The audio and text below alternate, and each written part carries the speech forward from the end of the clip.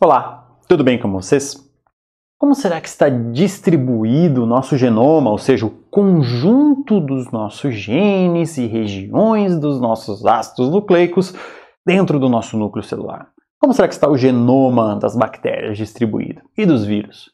Será que nós temos um conjunto gigantesco de letrinhas de A, T, C, G perdidos pelo núcleo da célula sem absolutamente nenhuma organização? Sem absolutamente nenhuma relação? É simplesmente um mar de letrinhas perdido? Existe uma organização e essa organização ela é extremamente importante, como nós vamos ver. Continuando o nosso caminho histórico, onde nós já passamos lá pelo princípio transformante, pelo início da genética, descobrimos que o DNA é a molécula da herança, descobrimos que vírus podem ter RNA como molécula de herança e DNA, observamos também a estrutura dessa nossa molécula, percebemos que ela é replicada pelas DNA polimerases, que a replicação é semi-conservativa. Agora nós precisamos conhecer mais justamente esses genomas, seja o genoma de Saccharomyces cerevisiae, da levedura, o genoma de E. coli, uma bactéria extremamente utilizada na biologia molecular, e também o genoma humano, um referencial ali para as nossas avaliações genômicas de eucariotos. Nós, com tanta tecnologia produzida, ou seja, por mais de um século adquirindo conhecimento, nós só conseguimos avaliar a sequência de todos esses genomas muito mais recentemente, muito mais ao final. Mas o mais importante, percebam que os passos, as distâncias entre as nossas datas vão ficando cada vez menores, porque a ciência está avançando a cada vez passos ainda mais largos. Então, nós já sabemos que o DNA é o nosso material hereditário, mas onde ele está confinado? Ele está confinado no nosso genoma, ou seja, ele é coeso dentro de cada uma das espécies, ele mantém uma certa ordem e organização genômica geral. Se nós olhamos para os procariotos, tipicamente nós vamos ter um único cromossomo circular que está presente no citoplasma e não é confinado em nenhuma maneira diferente.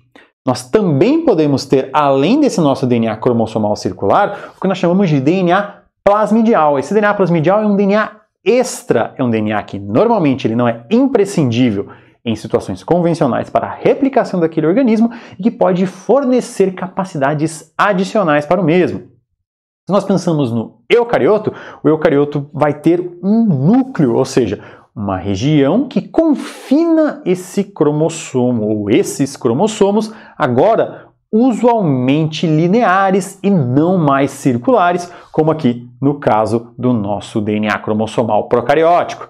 Esses cromossomos lineares estão aqui dentro do núcleo.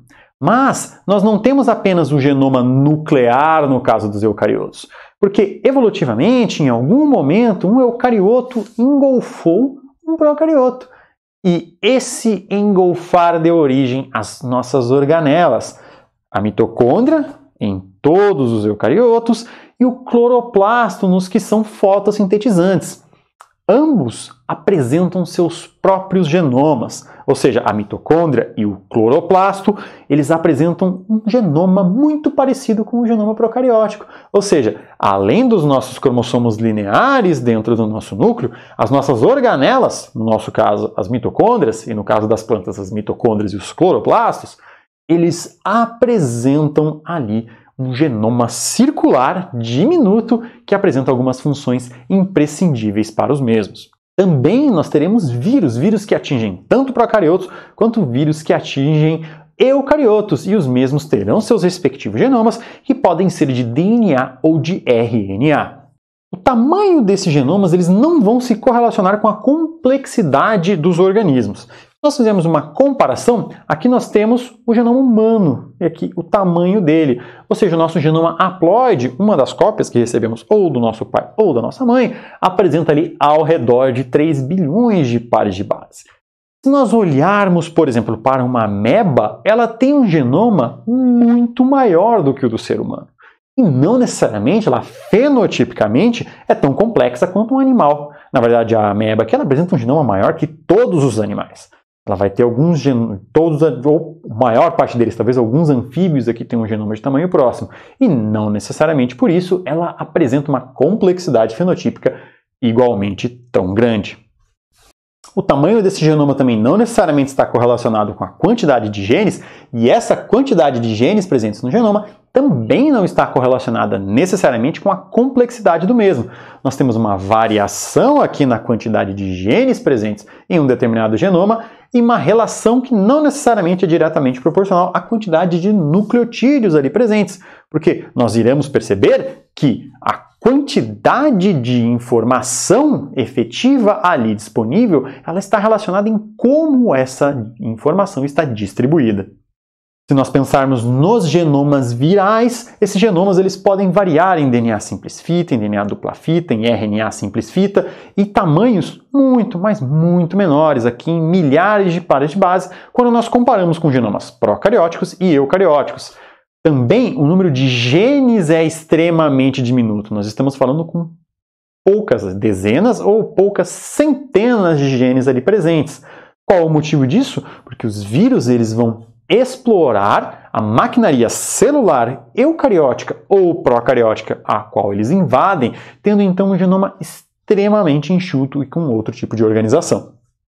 Para não deixarmos passar batido o genoma de coronavírus, é um vírus de RNA positivo. Nós vamos entender depois como funciona o processo de tradução, mas é um genoma que ele é inserido na célula eucariótica e ele pode imediatamente iniciar o processo de tradução.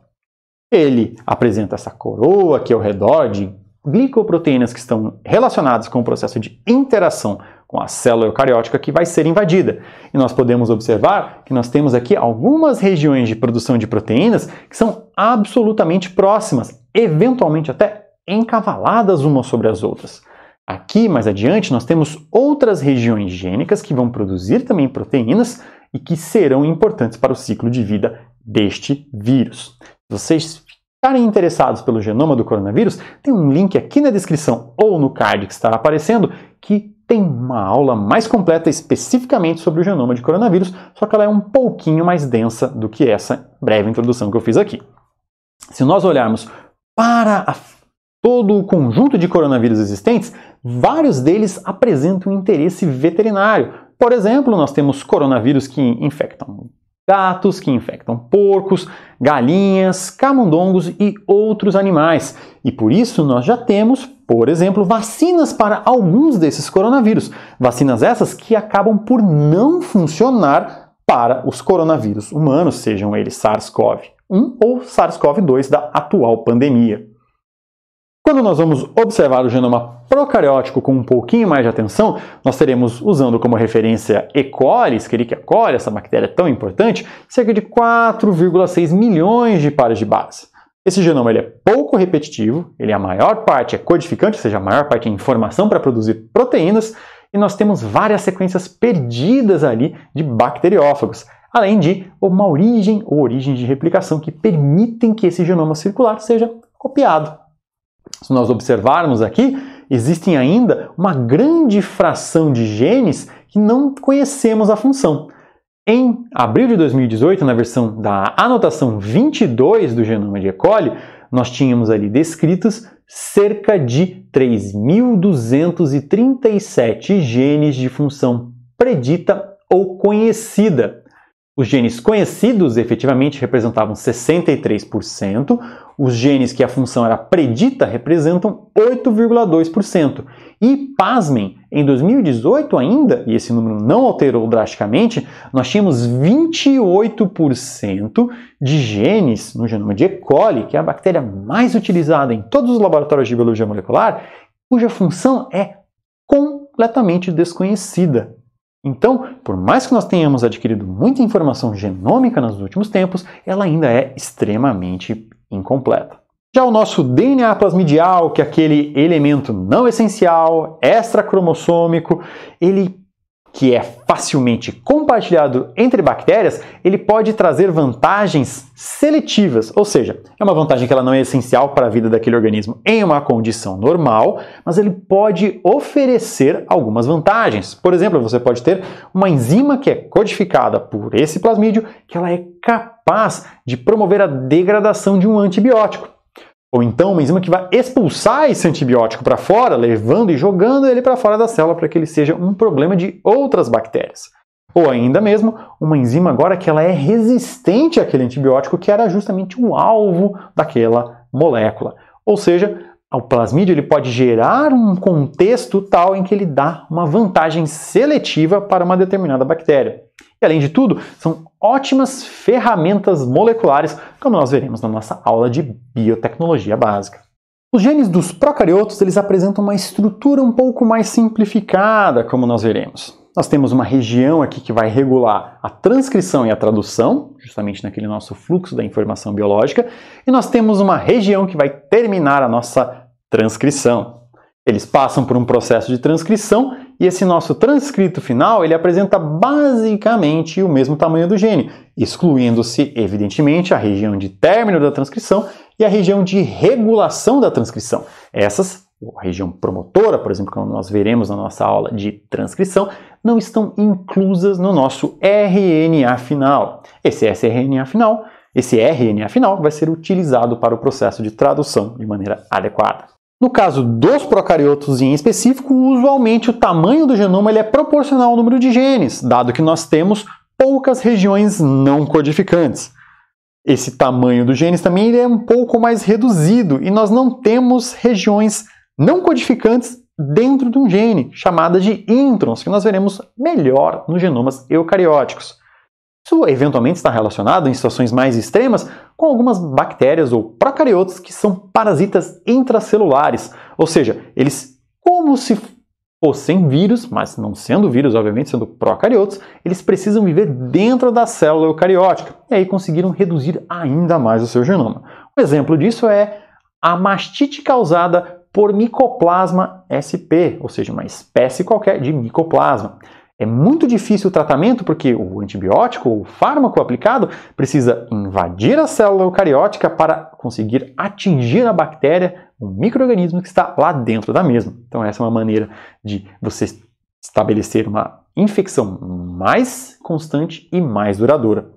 Fazendo aqui o paralelo e nessa passagem entre o genoma procariótico que estávamos vendo e adentrando os genomas eucarióticos, nós temos o genoma mitocondrial. Esse DNA mitocondrial ele contempla 37 genes, 2 RNAs ribossomais, 22 RNAs transportadores e 13 RNAs mensageiros. A função desses RNAs distintos nós vamos compreender nas aulas subsequentes.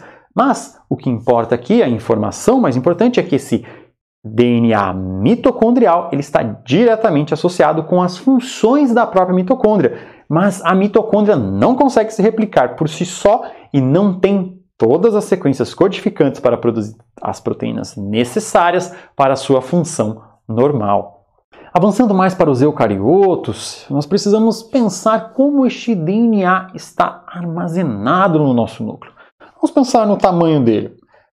Cada cópia haploide do genoma humano, ou seja, a cópia que você recebeu ou do seu pai ou da sua mãe, tem cerca de 3 bilhões de pares de base, caso eu unisse todos os meus cromossomos em sequência, e a distância de cada base é de 3,4 vezes 10 a menos 10, ou 3,4 angstroms entre cada uma delas, isso daria mais ou menos uma molécula de mais de 1 metro de comprimento. Como é que eu consigo guardar 1 metro de comprimento dentro de cada uma das nossas células? Para isso, nós precisamos realizar uma compactação desse nosso genoma nuclear. Como é que isso é feito? Então, nós iniciamos lá da nossa dupla fita. Essa nossa dupla fita, ela não está solta no núcleo. Ela está enrolada no que nós chamamos de nucleossomos, que são compostos por histonas, proteínas específicas para a interação com o DNA, justamente porque são extremamente básicas e interagem muito bem com essa nossa molécula ácida. Essas histonas se enrolam no que seria uma fibra, compactando ainda mais esse nosso material, e nós temos um cromossomo que ele está distendido, mas enrolado ainda nessas fibras, que já vai ter um tamanho ali compatível com uma compactação desse nosso material. Se eu condensar essa grande fibra e produzir então ainda uma compactação ainda maior, nós conseguimos aqui com um diâmetro de 700 nanômetros ter uma grande quantidade de informação armazenada. Partindo para um último passo de compactação, que é justamente o cromossomo mitótico, ou seja, o cromossomo da divisão celular, em que em 1400 nanômetros de diâmetro, um tamanho relativamente pequeno, nós conseguimos ter todo esse metro de DNA como se fosse muito bem enrolado num grande emaranhado, mas um emaranhado de extrema organização hierárquica.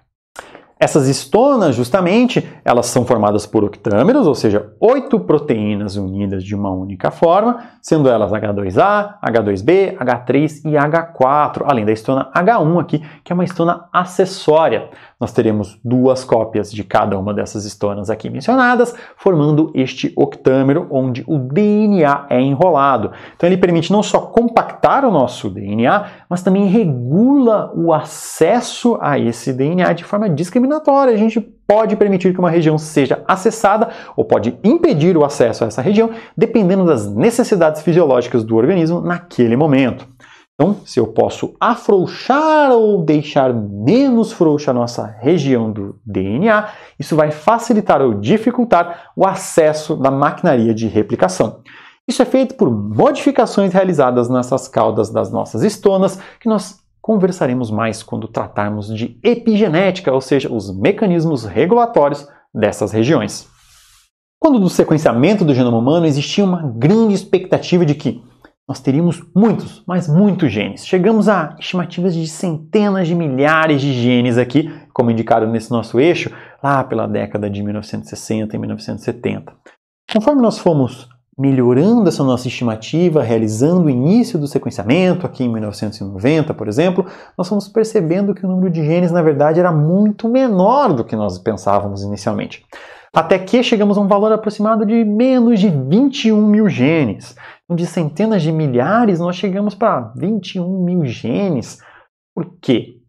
Por que essa complexidade que nós vemos em organismos eucarióticos em gerais, especialmente em animais, não se traduz em uma grande quantidade de genes? Nós não devemos olhar apenas para a quantidade de genes. Nós devemos olhar aqui embaixo para a quantidade de transcritos.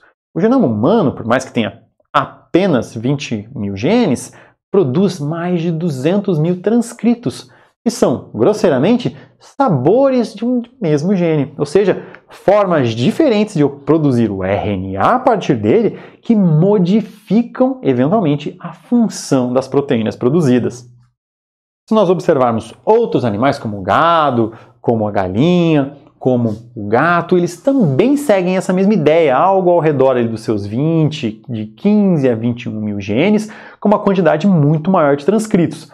Quando comparado com o humano, obviamente, nós já temos um conhecimento um pouco superior dos transcritos humanos, mas é muito provável que com o avanço e o maior conhecimento dos outros animais, nós cheguemos a valores similares ao que já temos para o humano. E como que é a estrutura geral de um gene eucariótico? Nós teremos elementos regulatórios transcricionais que vão auxiliar o processo de transcrição, onde proteínas regulatórias irão ligar. Essas proteínas regulatórias podem aumentar ou podem reduzir a capacidade daquela região de produzir RNA, como nós veremos na nossa aula de transcrição. Nós teremos também uma região promotora, região essa que inicia o processo de transcrição, ou seja, ela começa a recrutar as moléculas necessárias para que a transcrição se inicie, e a RNA polimerase irá ligar nessa própria região. A partir deste ponto, nós teremos o RNA sendo produzido, ou seja, esta região promotora ela não estará presente no RNA mensageiro produzido a partir desse gene. Nós usualmente teremos uma região UTR, ou seja, uma região não traduzida, na posição 5' desse nosso RNA mensageiro, até o momento onde o ribossomo irá ligar e nós iniciaremos o processo de tradução. Também teremos uma região não traduzida lá no final, onde terminamos a tradução e ainda temos um trecho de RNA até a finalização do mesmo. Outros elementos interessantes são os introns. Os introns são regiões presentes no nosso genoma, mas que não estão presentes no RNA mensageiro maduro. Ou seja, durante o processo de transcrição, esses introns são removidos de alguma forma, sendo o RNA mensageiro produzido final composto apenas pelos exons. Lembrando que a porção 5' UTR e a porção 3' UTR também fazem parte de um exon, mas elas não são necessariamente codificantes.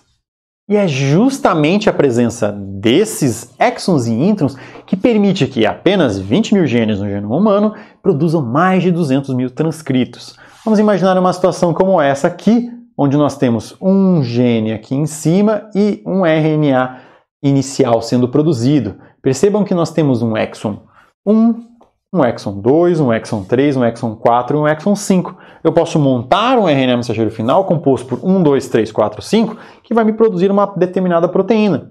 Ou poderia, então, montar um exon 1, 2, 4 e 5 pulando o 3, que vai me produzir uma proteína diferente. Ou ainda, 1, 2, 3 e 5, que produzirá um outro tipo de proteína ainda. Esse fenômeno que gera essa combinação de exons de maneira distinta é designado de splicing alternativo, e é justamente ele que permite uma grande plasticidade e uma grande quantidade de proteínas sendo produzidas a partir de um mesmo gene. Se olharmos então a estrutura geral desse nosso genoma, focando aqui um pouquinho mais no genoma humano, nós teremos o quê? Uma grande região não codificante e muito pouco material que codifica proteínas. Por exemplo, aqui, uma região de apenas 1% baseadas em exons. Nós teremos uma grande quantidade de sequências únicas que envolvem de 1 a 10 cópias no nosso genoma, normalmente as regiões gênicas e regulatórias, e regiões altamente repetitivas, com de dezenas a milhares de cópias nos genomas. Elas podem ser funcionais, podem ser cópias de genes, podem ser regiões que sofreram processos de transposição, etc. Justamente essas regiões elas podem ter funções conhecidas ou ainda a serem descobertas. Nós teremos também regiões altamente repetitivas, que são normalmente localizadas em telômeros e centrômeros, que são, respectivamente, as regiões terminais dos nossos cromossomos lineares ou as regiões centrais dos mesmos. Pensando aqui então, quando nós temos essa nossa molécula de DNA dupla fita, que está aqui organizada no cromossomo, nós teremos o telômero aqui em cima, ou seja, a porção terminal desse nosso cromossomo duplicado. Nós teremos um braço pequeno, chamado de braço petit, ou um braço grande, chamado de braço Q. Então, o P e o Q, porque simplesmente o Q vem depois do P no alfabeto. Não existe nenhuma outra lógica além dessa. Então, o braço petit, o braço pequeno e o nosso braço Q. O centrômero, que também apresenta regiões repetitivas, como eu mencionei, ele está aqui justamente na posição central desse nosso cromossomo, que está duplicado, ou seja, ele tem duas cromátides irmãs.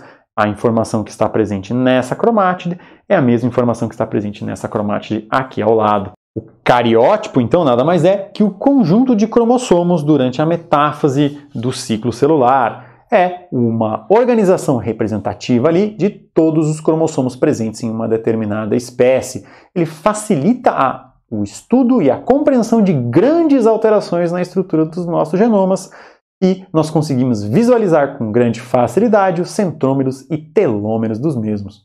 Justamente por serem muito grandes, esses nossos cromossomos lineares precisam de múltiplas origens de replicação.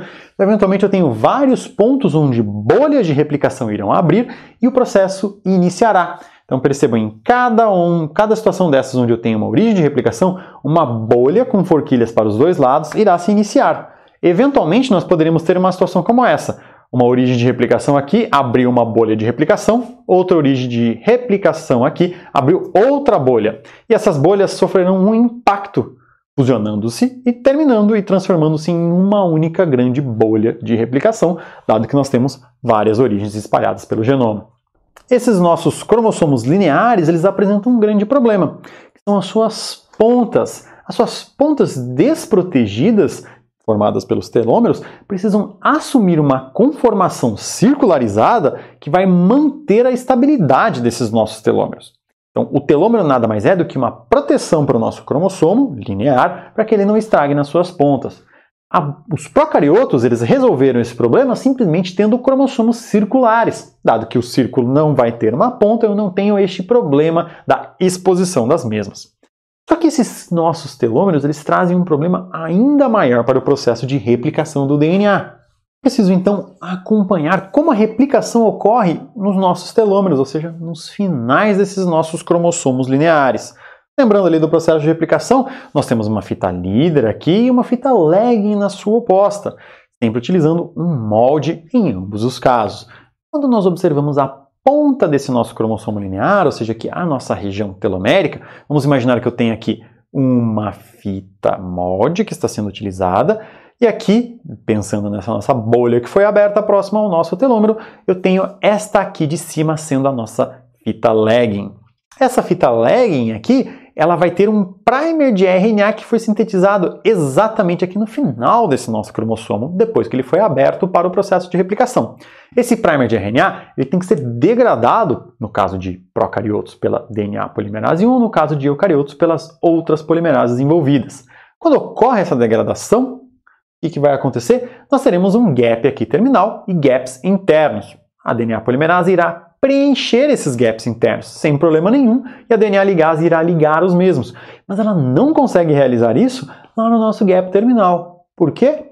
Simplesmente porque eu não consigo fornecer uma porção 3' OH livre para que a DNA polimerase atue.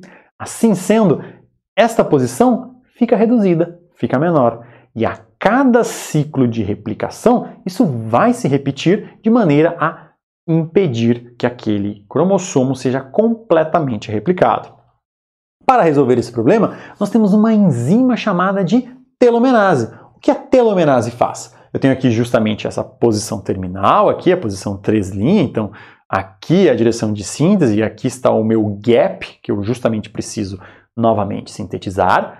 E aí eu terei a telomerase ligando aqui. Ela tem um fragmento de RNA ligado na mesma, que ele é complementar aqui em termos a essa região do nosso DNA que foi sintetizado e está faltando a síntese da outra fita. Ao ligar aqui, ele fornece uma região que pode ser utilizada para a síntese como molde. Assim, nós podemos continuar a partir dessa posição 3' OH livre aqui e podemos estender um pouco mais essa região. Percebam que eu fecho mais essa posição e eu posso repetir novamente, o que justifica a presença de regiões repetitivas no nosso telômero, porque ele é copiado como se fosse um grande Ctrl+C, Ctrl+V de pequenas regiões levemente ancoradas por pareamento desse RNA que fica ligado na telomerase. Quando eu estico essa região aqui, agora eu posso desenhar um primer com a nossa primase e realizar o processo de replicação com a DNA polimerase.